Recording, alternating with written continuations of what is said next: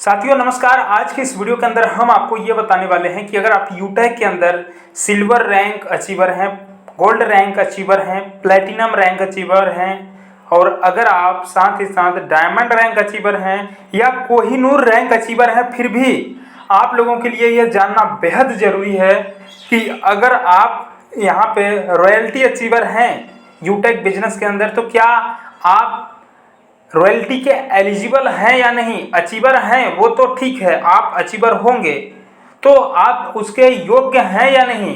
Achiever तो हो चुके लेकिन एलिजिबल हैं कि नहीं वो आपको कैसे पता चलेगा कि आपको नेक्स्ट मंथ जो है कि रॉयल्टी आएगी या नहीं आएगी। मैं आपको आज लाइव प्रूफ के दिखाने वाला हूं।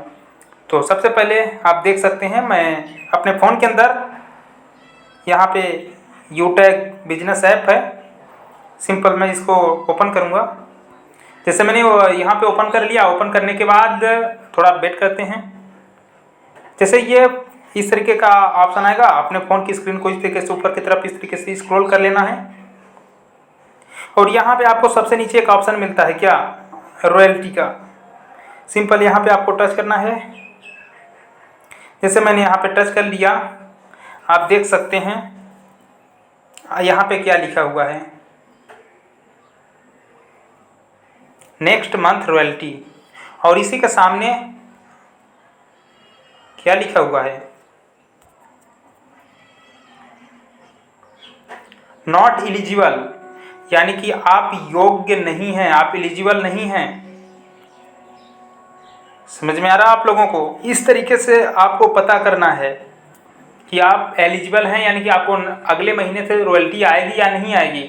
लेकिन अगर आपको नहीं पता कि क्यों ऐसा आ रहा है, आपको क्यों आएगा, क्यों ऐसा लिखा हुआ है, तो ये इसलिए लिखा हुआ है कि इस रैंक के अनुसार आपको पता होगा कि हर एक रैंक अचीवर के लिए उस महीने से पहले जिस महीने में उसको रॉयल्टी चाहिए होता है, यानी कि हमें अगले महीने में रॉयल्टी चाहिए, अगले महीने में भी मेरी रॉयल्टी कंटिन्यू रहे, हमें आती रहे यूटेक से, तो आपको उसके पिछले महीने में आपको उस रैंक के अनुसार जो आपको एक दिया जाता है क्राइटेरिया कि आपको कितनी बिजनेस वैल्यू मेंटेन करना होता है, वो आपको करना होता है।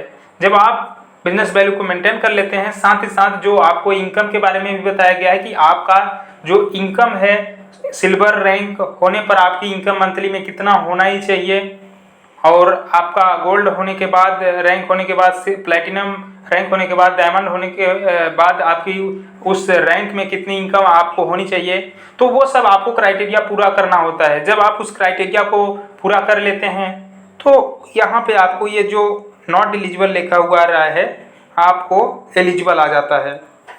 तो इस तरीके से आपको पता चल जाएगा कि आप अगले महीने के रॉयल्टी अचीवर होंगे हैं या नहीं।